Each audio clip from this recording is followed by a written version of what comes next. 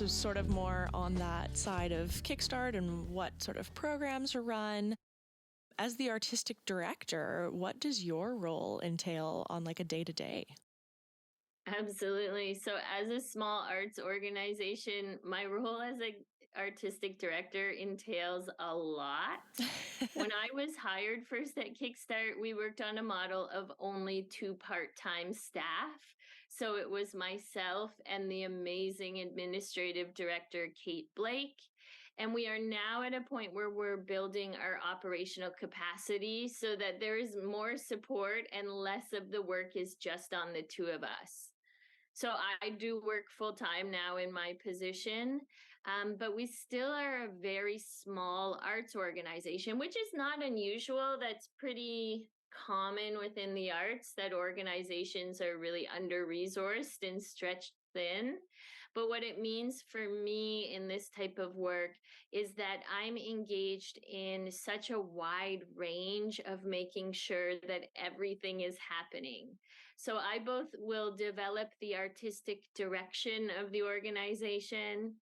I work on kind of planning out the programming. I curate artists. I jury shows and bursaries. I lead residencies.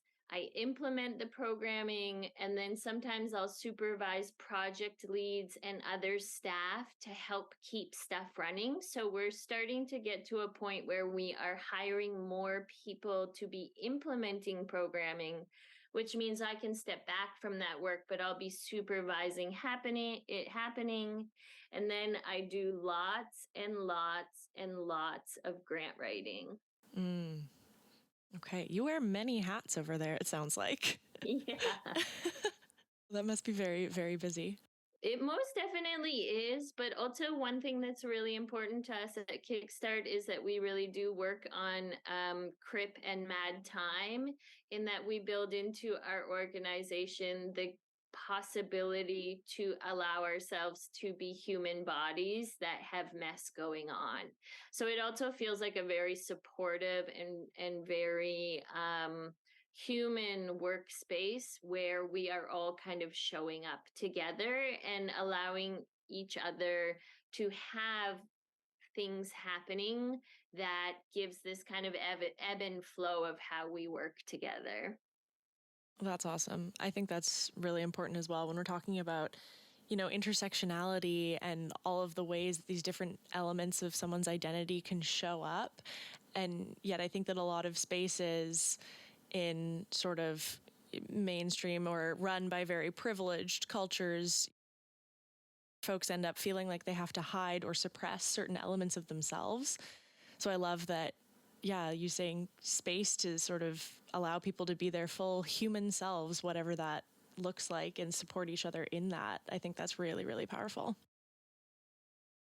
Sort of shifting more to the integration of your educational and like research background and to the transition of working at KickstArt, I'm wondering how your studies in critical disability show up or inform your work at KickstArt and how that integrates. Yeah, I mean, I talked a little bit about this before, in that it feels unusual for me that I was able to come out of my PhD and move into a job that very much felt like it supported all of the elements of the research and community work that I have done for years and years. So it all shows up in there. There's not an element of what I'm doing at Kickstart that's not informed by my kind of educational and research background.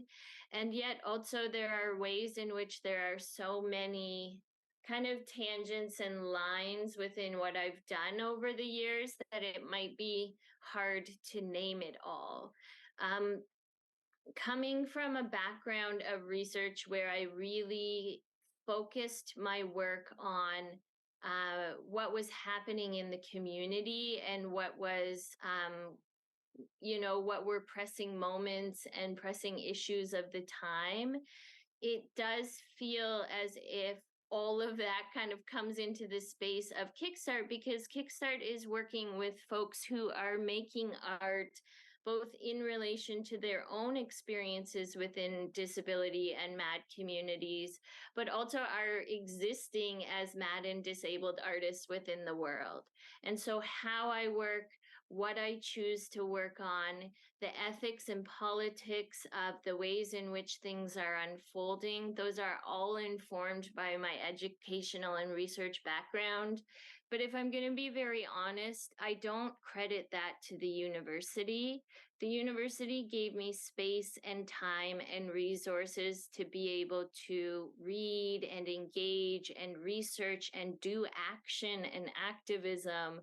But that was not the place where I learned the most important lessons. The most important things I learned came from on the ground community work.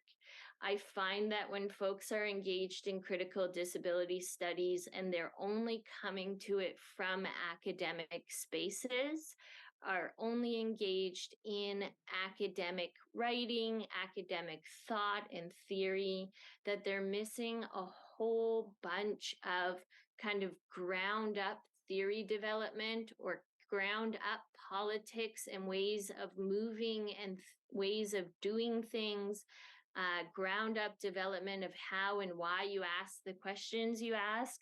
That's where I credit my learning from, was being able to be engaged with actual activist work. I feel very fortunate to have been welcomed into spaces. I feel very fortunate to have been trusted over the years to apply both academic skill sets, but also activist skill sets within those spaces. And so it all shows up in there, but in kind of tricky ways, I guess.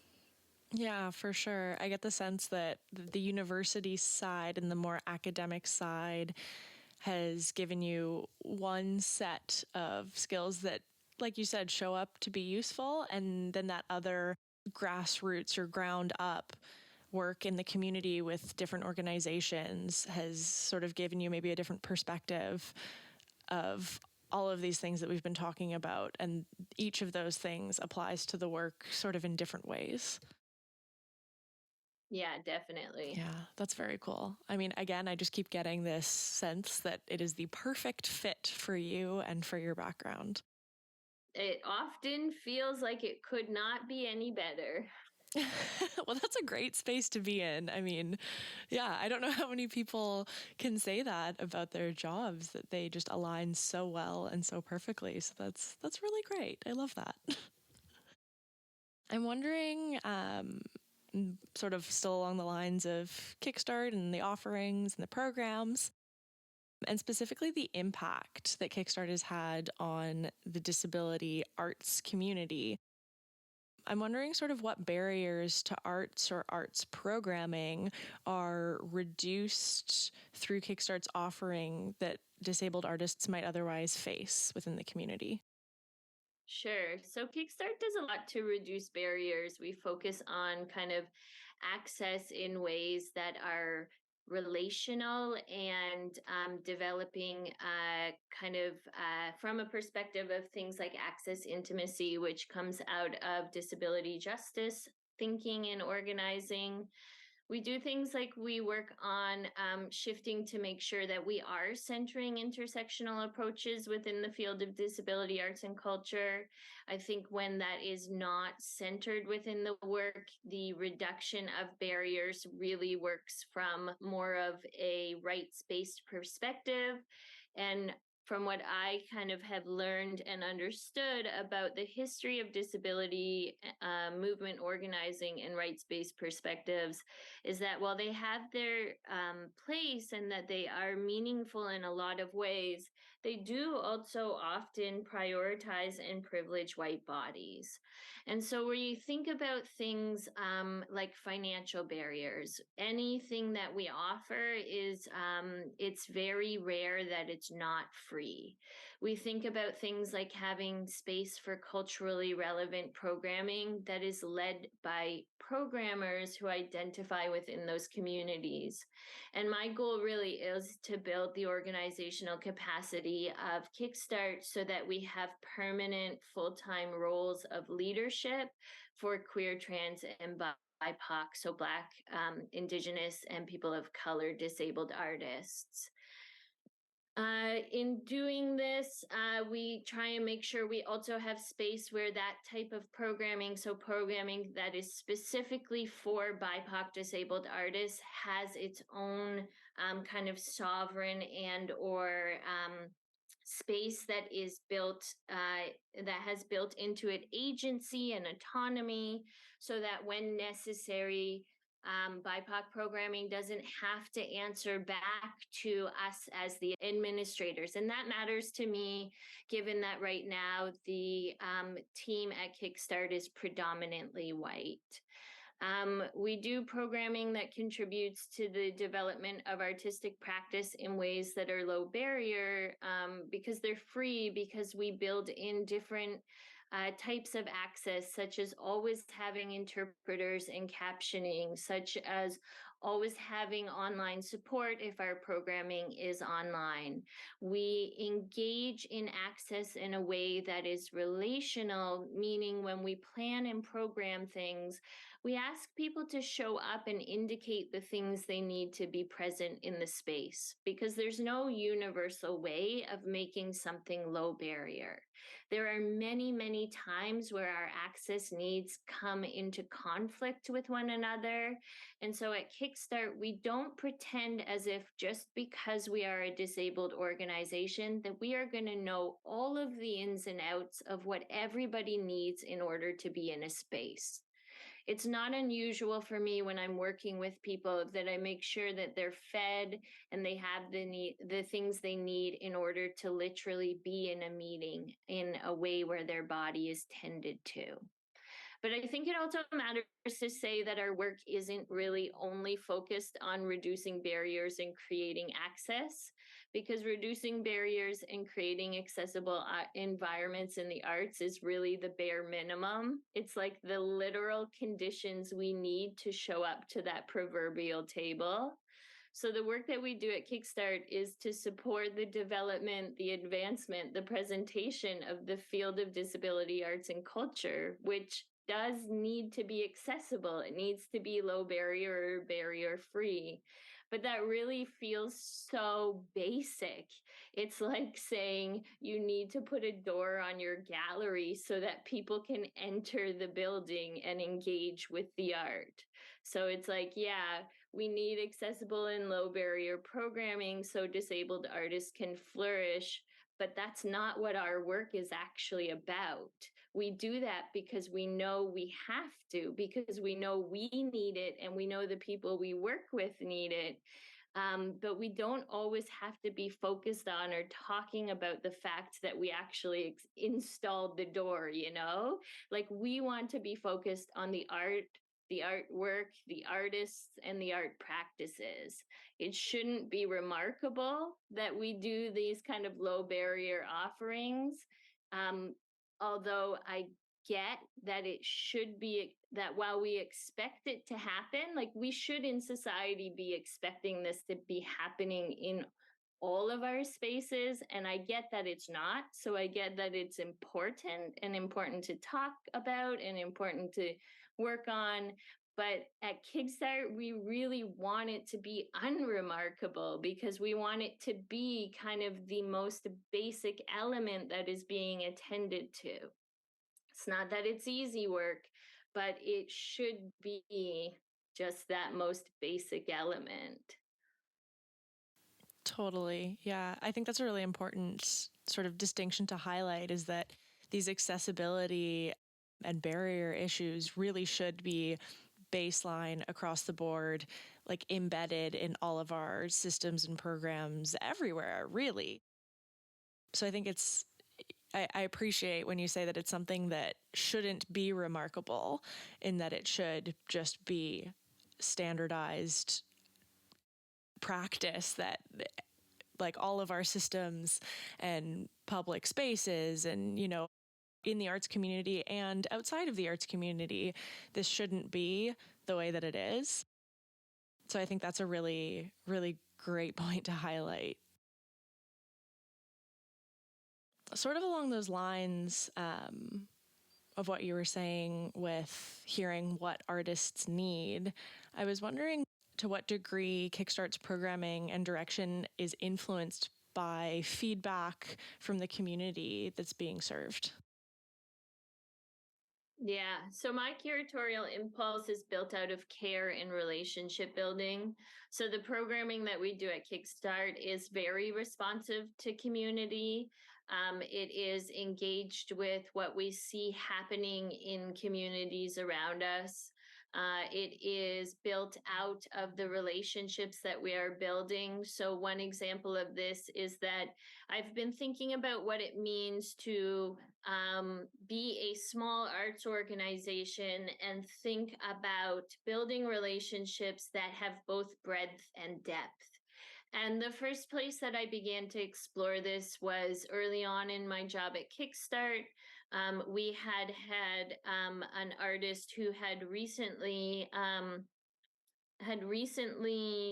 been awarded the Jeff McMurtry bursary, and their name is Adele Arsenault. And we were really, really excited about Adele's application and Adele's work.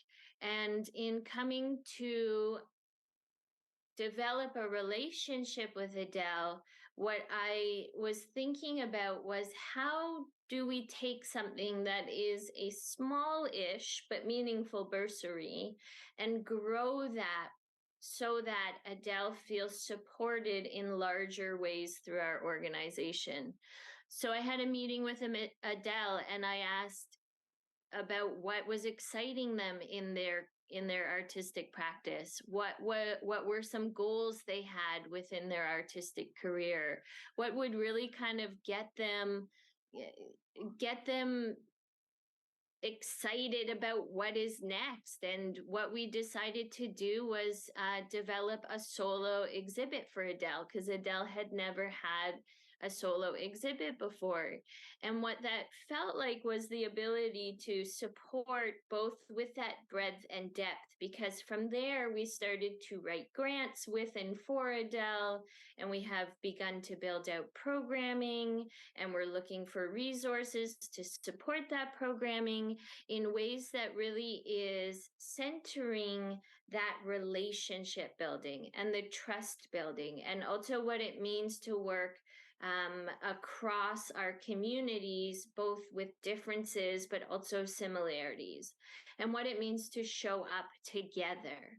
And so the programming that we are doing always is born out of community impulses, community direction, community requests.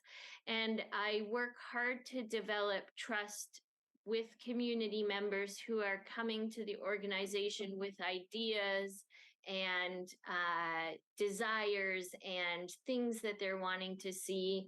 I'm working towards developing trust so that we can offer a range of programming that both feels good, that feels well supported, but also is supporting the arts and cultural workers who are making the suggestions or bringing the ideas to us. So it is important to me that KickStart is not doing programming to benefit KickStart, and that in fact KickStart is doing programming in a way where we are benefiting community members, and not in superficial ways, but continuing to have ongoing conversations to think about how do we support each other in ways that really open up spaces for people to be flourishing, for people to get excited, for people to have just the literal material supports we need in this world, and also to be doing artistic programming that feels exciting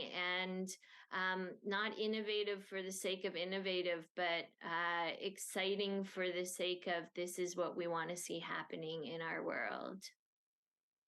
Wow, I love that. I really like the way that you spoke about those relationships and sort of centering the relationship with the artists who are using KickStart's programs or engaging with them. It almost feels collaborative the way that you're describing it, that you're hearing their suggestions and their needs, and then you have this excitement of creating or expanding programs together with the artists that you know are directly responding to the whatever needs they've communicated. I think that's really, really cool. Yeah, and I think that there's limitations for sure to seeing it as collaborative. And that's kind of also where I wear all these hats as an administrator, is that I also do want to recognize that given that I am a person that I work full time there, I exist in decision making power roles. I have a lot of power in my role. It is also important to me that I continue to work on that building of the operational pieces within the organization, because I do want it to be the case that I'm not just collaborating with people from project to project basis, that because that still feels as if it's a little bit at that superficial level.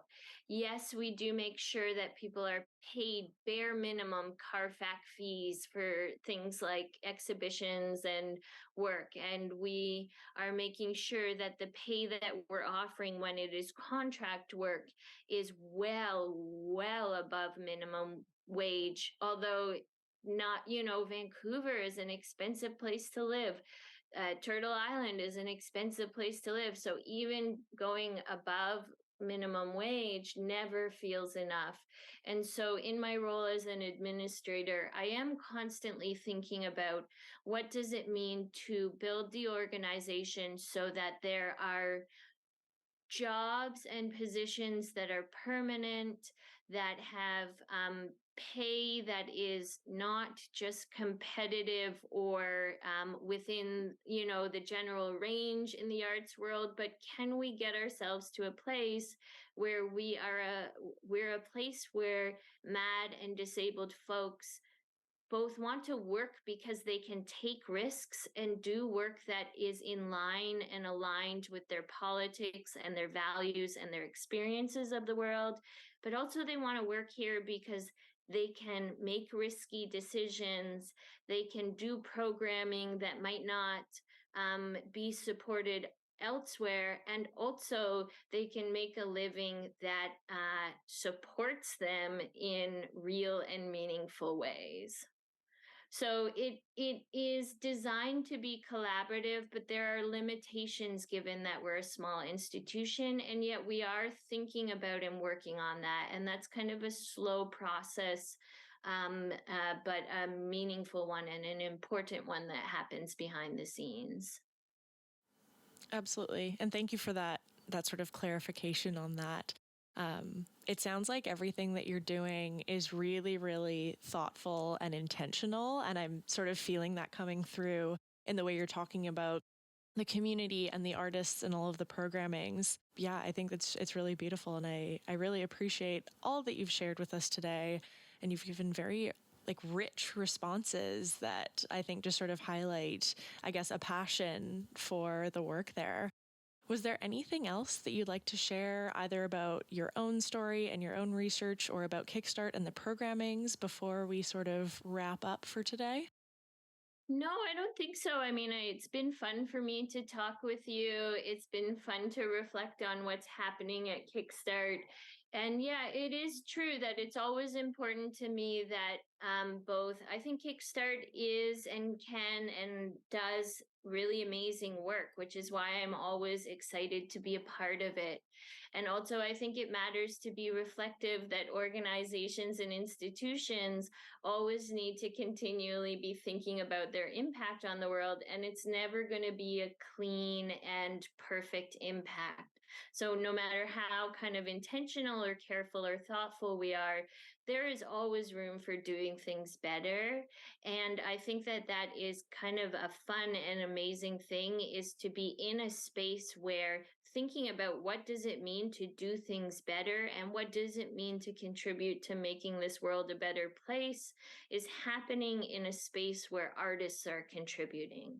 Because I think artists have this capacity to think differently, to engage in ideas differently, and really to offer kind of just have really creative offerings. That's the nature and role of an artist, um is to take things that we take for granted, take truths that we can't see outside of, and posit something different. So it's exciting for me to be able to be in a space where making the world a better place is happening through such rich and creative practices.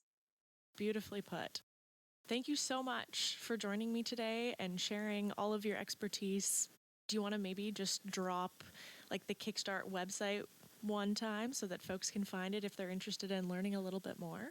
Yes, I absolutely do. So our website is www.kickstartdisability.ca. Awesome. Jenna, thank you so much for joining us. This was a really, really interesting and valuable conversation.